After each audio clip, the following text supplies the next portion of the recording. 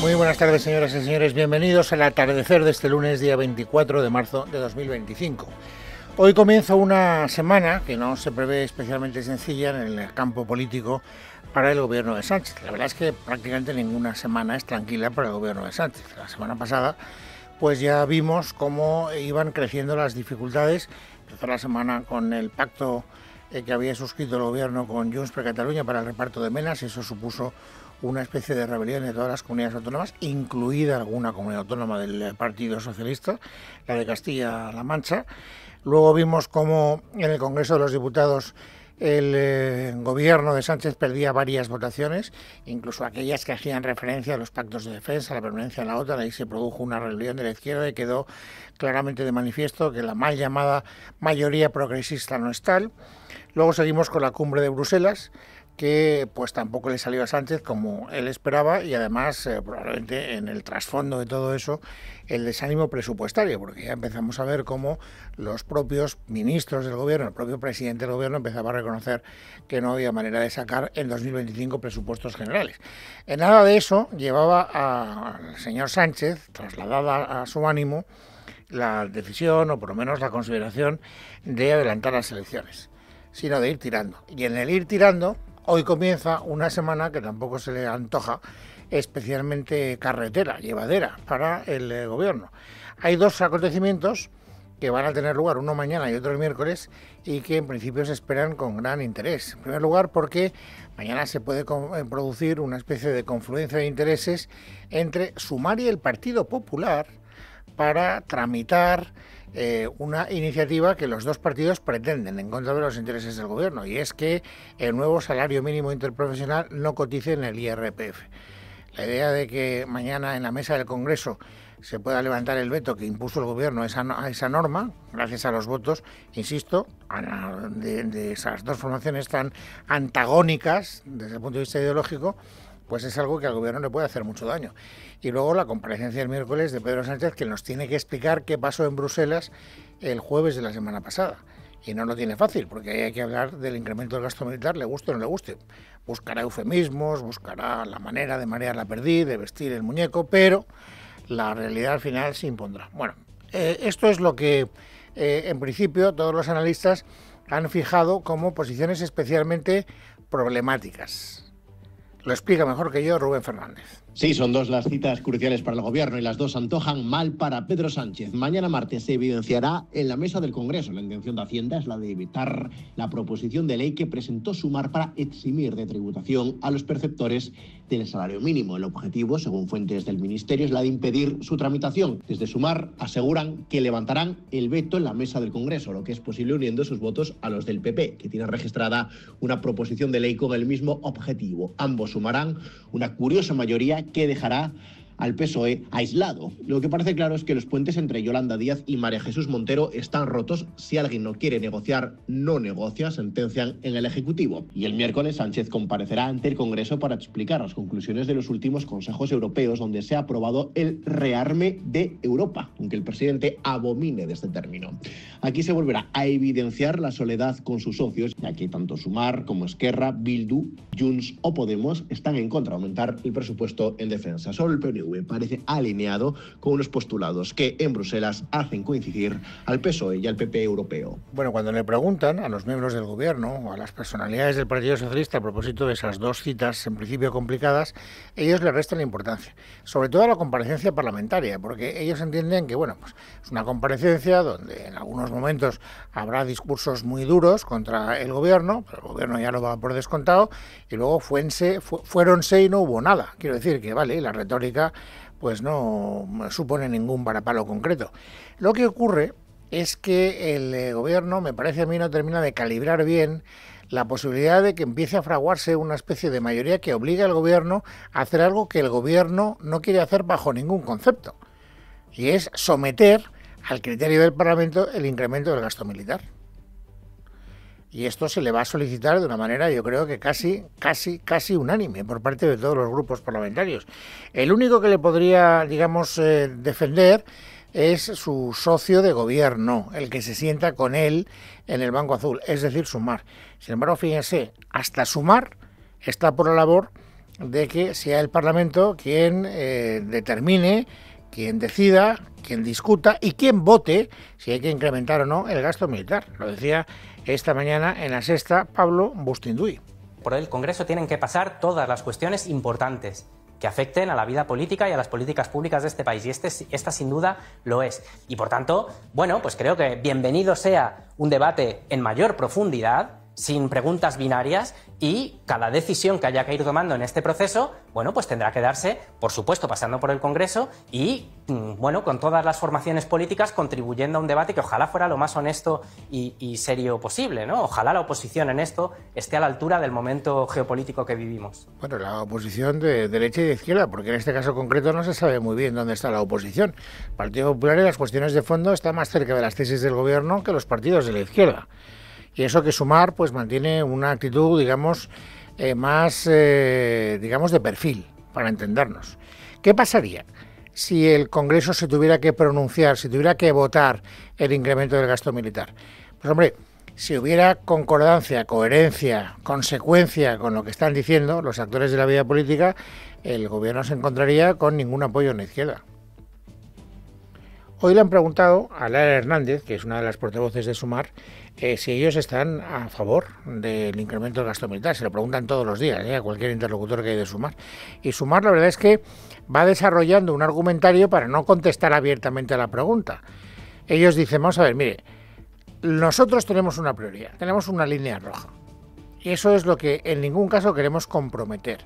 Y es que ningún euro destinado al gasto social se desvíe del gasto social. Si es compatible hacer las dos cosas, incrementar el gasto militar, aunque ellos le llamen de otra manera, y no recortar el gasto social, entonces nosotros no tendremos por qué oponernos. Esto es lo que yo entiendo de lo que ha dicho hoy la señora Hernández.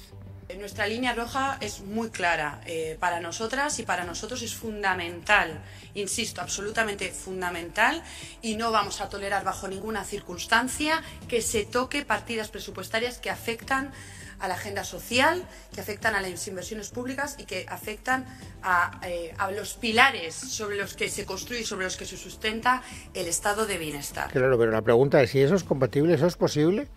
¿Se puede mantener todo el estado del bienestar, no retraer ninguno de los recursos económicos que están al servicio de mantener ese estado del bienestar para incrementar el gasto militar como se está comprometiendo Sánchez con sus socios europeos? Podemos tiene claro que no. Tiene claro que cuando el gobierno dice que es compatible está mintiendo a la opinión pública. Escuchen a Pablo Fernández. El gobierno de Sánchez debe dejar de engañar a la ciudadanía, ha de ser claro y debe exponer con total sinceridad las consecuencias que tendrá sobre nuestro estado del bienestar este aumento del gasto militar. Bien, ese es un debate que tampoco se va a plantear hasta donde yo sé de manera franca, porque el gobierno, insisto, está tratando de huir de ese debate y de cualquier debate enojoso que pueda trasladar la idea efectivamente de que ellos tienen una mayoría, que no tienen la mayoría parlamentaria que dicen tener, que están en una situación de inestabilidad bastante aguda. Y esa es la razón por la cual no quieren ni oír hablar de momento de los presupuestos. Y aquí también se está quedando bastante solo, porque, bueno, es decir, que se puede gobernar sin presupuestos ya lo sabemos. Que se pueden prorrogar los presupuestos ya lo sabemos, aunque eso suponga incumplir el mandato constitucional que obliga a todos los gobiernos a presentar 3 meses antes de que acabe el año un proyecto de presupuestos, que después se aprueba o no se aprueba. Si no se aprueban se pueden prorrogar, pero la idea de presentarlos y de debatirlos debería estar fuera de lo que es el debate público, porque es una exigencia constitucional. Y no solo es una exigencia constitucional, es también una exigencia que empiezan a formular con sujeto, verbo y predicado, es decir, con toda la claridad gramatical que pueden los socios del gobierno. Hoy, como les he dicho hace un instante, Pablo Bustinduy, que es ministro en representación de la cuota de Sumar, ha sido preguntado por esa cuestión. ¿Debería el gobierno presentar los presupuestos aunque tuviera el riesgo de perderlos? Respuesta del ministro. Bueno, yo no he leído cosas esta última semana, pero no he oído a nadie decir lo contrario. Pero creo que estaría bien que pudiéramos llevar al Congreso de los Diputados ese proyecto de país y luego cada cual que vote lo que quiera. Yo defiendo que los presentemos, por supuesto. Defienden que los presenten, sabiendo que no los van a aprobar. Ahora veremos por qué se sabe que no van a aprobar. Vamos, en política pueden pasar muchas cosas. Tampoco yo quiero ser muy contundente rebus y gestantibus, que dicen los clásicos, estando las cosas como están ahora mismo, pues no parece que haya ninguna posibilidad de que prosperaran eventualmente esos presupuestos, de ahí que el gobierno no los quiera presentar. Pero bueno, no solo es Sumar quien dice que deberían presentarse, acaban ustedes de escuchar a Bostinduy. Podemos lleva en esta tesis mucho tiempo y no lo ha abandonado. Pablo Fernández, como todos los lunes, sale y contesta muchas preguntas. Le hemos oído hablar hace un instante del gasto militar. Ahora vean cómo también en representación de su grupo parlamentario o su de grupo en el Congreso, porque no tienen un grupo parlamentario estricto, están subsumidos en el grupo mixto, Pablo Fernández dice que efectivamente el gobierno debería presentar los presupuestos generales del Estado. El Gobierno tiene la obligación constitucional de presentar el proyecto de presupuesto. Lo que debería hacer el Partido Socialista es intentar recabar los apoyos necesarios para que los presupuestos generales del Estado salgan adelante. Y lo que debería hacer, y lo que llevamos 1 año y medio exigiendo al Gobierno, es que recabe los apoyos de los partidos de izquierdas. Pero eso es como cuadrar un círculo. Claro, el papel lo aguanta todo, los discursos como el papel lo aguantan todo. Y entonces el señor Fernández puede decir, somos partidarios de que los presente y de que los pacte con la izquierda. Pero partiendo de la base de que los partidos de la izquierda no estamos por la labor de apoyarles los presupuestos generales del Estado. Salvo, naturalmente, que el gobierno atienda reivindicaciones que no puede atender y que sabemos de antemano que no puede atender. Quien me ha puesto más alto el listón para apoyar eventualmente unos presupuestos si llegaran a presentarse es precisamente Podemos, el partido que reclama que el gobierno negocie con la izquierda esos presupuestos generales del Estado. Hoy he vuelto a repetir las 4 condiciones, ni una, ni dos, ni tres, las 4 condiciones que deberían cumplirse para que Podemos los apoyara. No vamos a apoyar en ningún caso un presupuesto que implique un aumento del gasto militar y tampoco vamos a renunciar a las exigencias que todos ustedes conocen y que versan en materia de vivienda o ilegalizar a escuadrones parapoliciales como desocupa, así como también romper relaciones diplomáticas y comerciales con el Estado genocida de Israel. No digo que estas condiciones no pudieran variar conforme se acercara el momento de una eventual votación. Pero este es un discurso que sigue manteniendo de manera incólume, es decir, de manera inalterada, Podemos desde que salió a la palestra este debate. Es verdad que lo puede mantener porque no hay ningún riesgo de votar presupuestos. Si hubiera un riesgo de votarlos y se hablara una negociación, pues entonces a lo mejor ya Podemos renunciaría a esta especie de programa de máximos, que es el que ha vuelto a repetir en voz alta el señor Fernández. Pero vuelvo a repetir, no me deja de parecer una tontería como un piano de grande, hablando coloquialmente, que un partido diga hay que negociar los presupuestos con la izquierda, es decir, conmigo, pero ya de antemano les digo que es prácticamente imposible que se los apruebe. Porque no tiene mucho sentido, por lo menos yo no se lo veo. Conclusión, que no va a haber presupuestos. Esto lo sabe prácticamente todo el mundo. El gobierno no lo quiere reconocer explícitamente, pero ya empieza, esta es una de las cosas que aprendimos la semana pasada, a admitir en las oraciones subordinadas esa posibilidad. ¿Quién lo dice de manera categórica? Un socialista crítico, Emiliano García Paje. No va a salir el presupuesto. A veces no sabe uno si es mejor que salga o que no salga, porque realmente si va a salir con los peajes de Puigdemont, mejor que no salga, desde luego. Eso desde luego sale mucho más caro, ¿no? Sí, lo que pasa es que sin el peaje de Puigdemont no salen en ningún caso. Para que salieran los presupuestos, esto ya lo saben, tendría que votar que sí todo el mundo, menos los 2 partidos que ya sabemos que van a votar que no, seguro, que son el Partido Popular y Vox.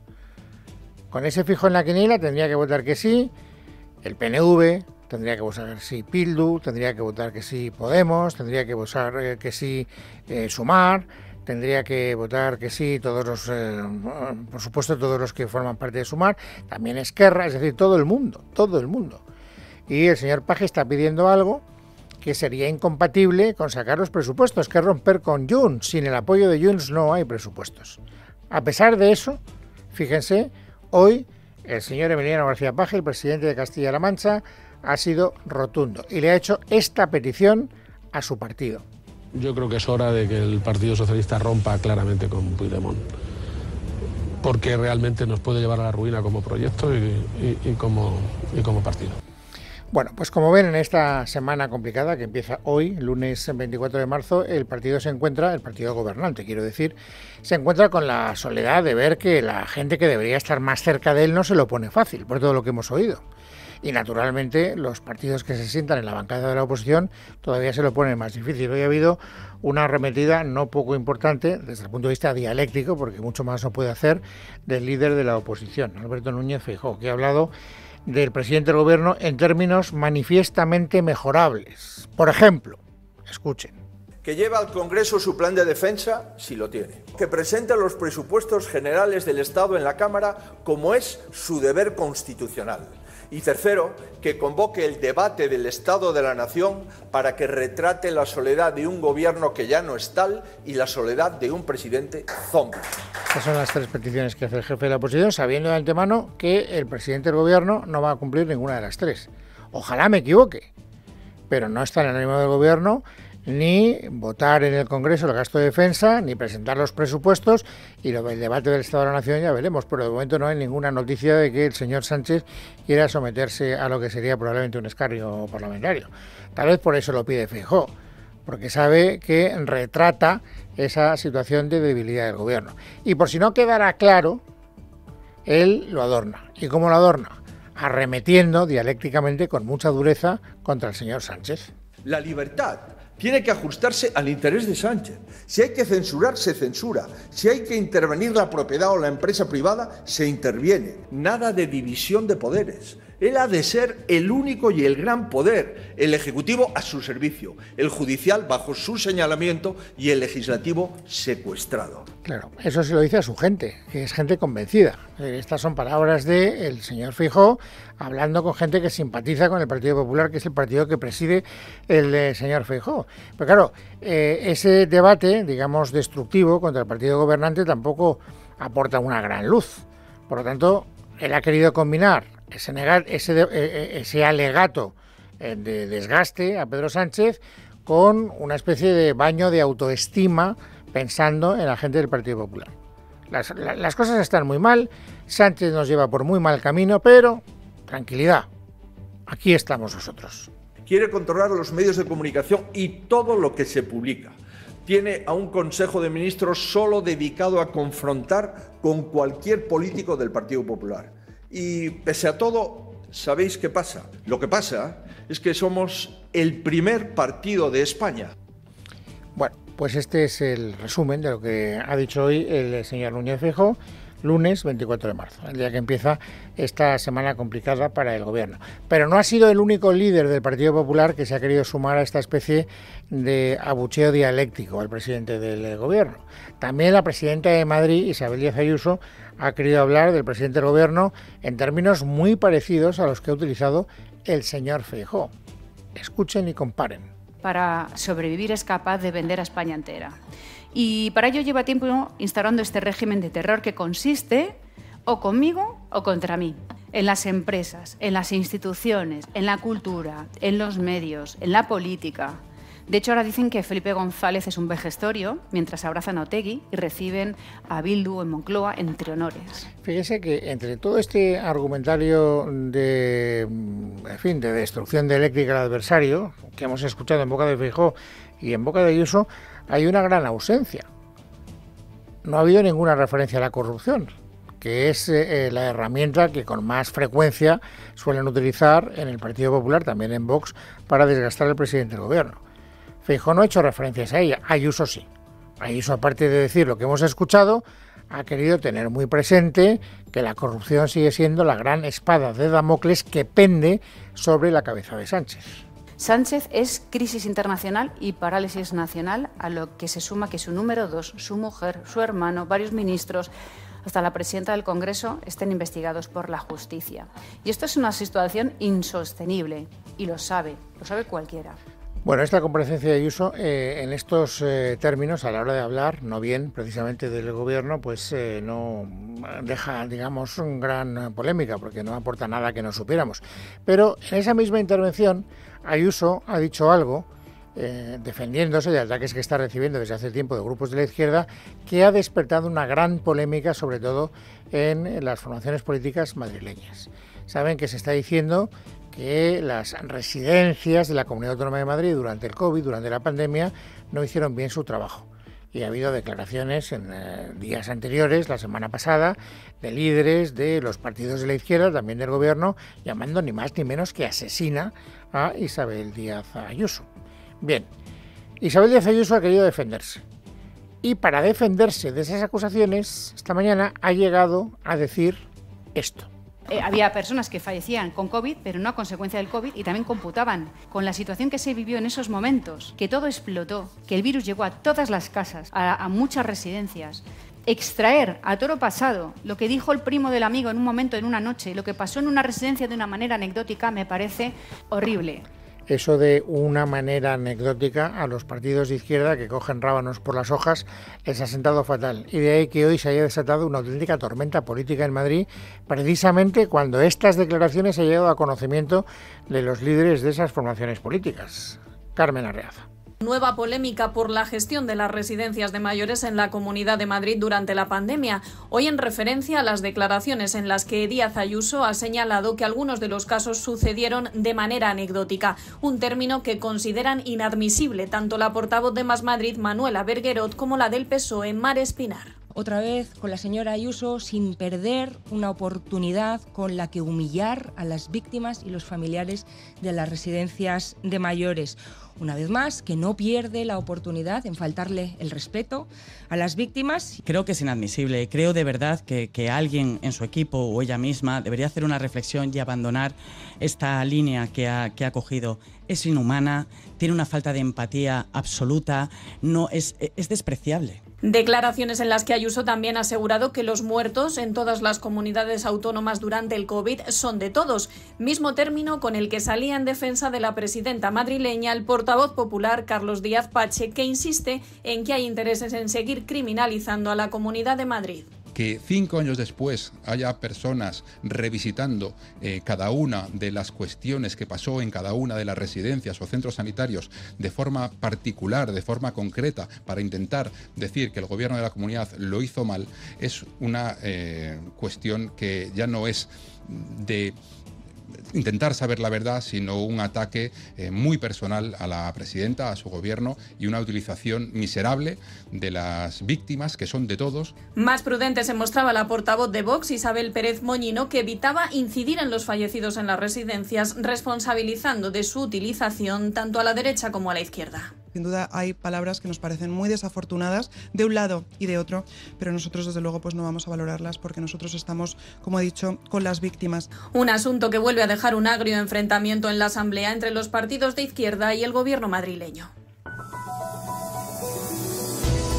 Lunes 24 de marzo de 2025, vamos amigos ahora a completar el paisaje informativo sobresaliente del día. Ángeles Hernández, bienvenida, buenas tardes. Buenas tardes, Luis. Hoy Libertad Digital revela que el Tribunal Supremo está investigando a la Fundación Internacional de Apoyo al Desarrollo Local y Social, vinculada al exministro de Transportes José Luis Ábalos, por un posible desvío de fondos públicos. El magistrado instructor del caso en el Alto Tribunal, Leopoldo Puente, ordenó la semana pasada una serie de diligencias a solicitud de la Unidad Central Operativa de la Guardia Civil para analizar los movimientos financieros de Fiadelso y de Ábalos. Miguel Ángel Pérez, buenas tardes. Buenas tardes. Fuentes jurídicas consultadas por Libertad Digital afirman que el foco de la investigación patrimonial al exministro de Transportes y exmano derecha de Pedro Sánchez en el Gobierno y el PSOE, José Luis Ábalos, se ha puesto en la Fundación Fiadelso, que fundó hace más de 20 años. Esta supuesta ONG recibió al menos 5,5 millones de euros en subvenciones públicas durante el Gobierno de José Luis Rodríguez Zapatero. Parte de dichos fondos procedía del presupuesto de la Agencia de Cooperación al Desarrollo. Estas fuentes sostienen que existen sospechas de que Fiadelso podría haber sido utilizada para efectuar un presunto blanqueo de capitales o para desviar fondos públicos obtenidos de diferentes administraciones españolas. Las mismas fuentes subrayan que las sospechas en torno a la Fundación Fiadelso han ido creciendo conforme avanzaba la investigación de la trama Coldo. Ábalos, dicen, ha demostrado no tener un perfil especialmente sensible a la ayuda humanitaria. Un día después de que el Parlamento haya aprobado la Ley de Prevención de las Pérdidas y del Desperdicio Alimentario, el ministro de Agricultura y Pesca, Luis Planas, ha destacado su importancia para concienciar a toda la ciudadanía y asegura que servirá como referencia para la propuesta que la Comisión Europea desarrolle sobre residuos alimentarios. En cuanto esté publicada en el Boletín Oficial del Estado, le voy a remitir a la Comisión Europea, a los comisarios competentes, una copia de la ley. Estoy muy orgulloso de haber conseguido la aprobación de la misma. Se nos quedó en el Senado a la disolución de las Cortes en la pasada legislatura. Lo hemos logrado. Es una ley pionera en un tema que es tremendamente importante, como es la reducción de la pérdida del desperdicio alimentario.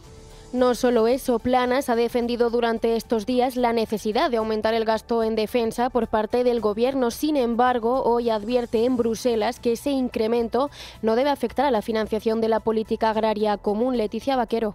A España le parece bien el plan de agricultura y alimentación que propone el Gobierno comunitario, pero pone algunas condiciones. A su entrada a la reunión, donde también han hablado de pesca, el ministro Luis Planas ha instado a la Comisión a que presente cuanto antes sus propuestas para prohibir la venta de productos agrícolas por debajo del coste de producción. Y aunque lleva semanas mostrándose a favor de aumentar el gasto en defensa, hoy avisa. Aquí no se trata de escoger entre cañones y mantequilla.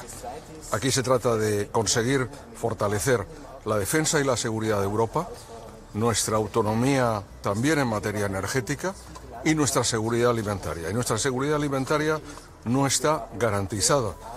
Tiene numerosos riesgos. Por eso ha pedido que se piense en la política agraria común más allá de 2027, que es cuando expira el plan actual, para que tenga una buena dotación financiera. Sobre los aranceles anunciados por Donald Trump a los productos agrícolas europeos que exportemos a Estados Unidos y la respuesta de la Comisión en forma de tasas por valor de 26.000 millones a productos americanos, Planas sigue confiando en que se dé un paso atrás. Nosotros estamos siempre dispuestos a hablar, a negociar, especialmente con Estados Unidos, pero al mismo tiempo que tenemos que defender nuestros intereses.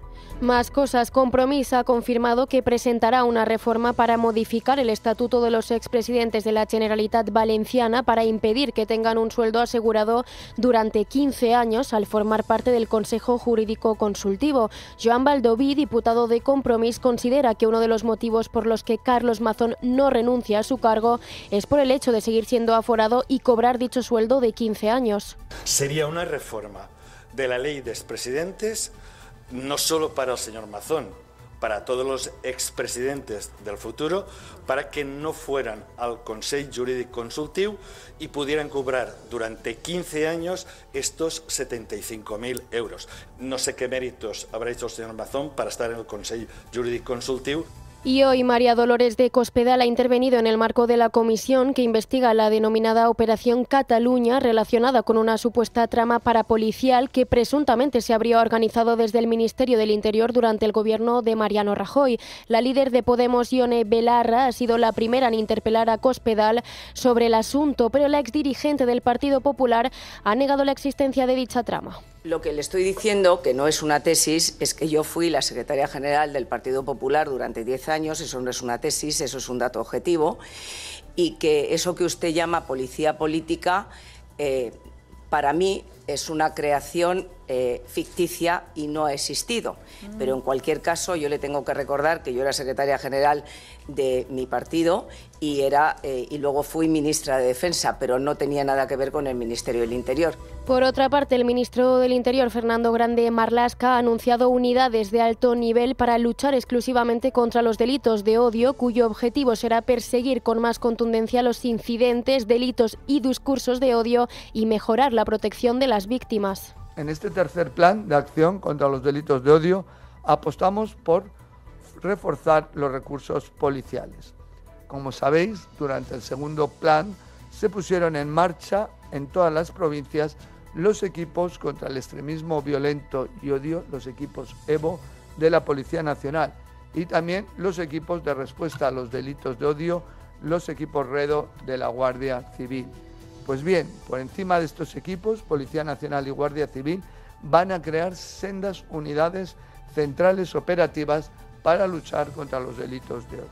Por último, el Mundial 2030 de España sigue rodeado de polémica. Según ha informado el diario El Mundo, la Real Federación Española de Fútbol habría manipulado la puntuación de San Sebastián en detrimento de Vigo. Esta decisión deja fuera inesperadamente a Vigo como sede del Mundial. Enseguida les ampliamos más información. En casa de Herrero, Es Radio.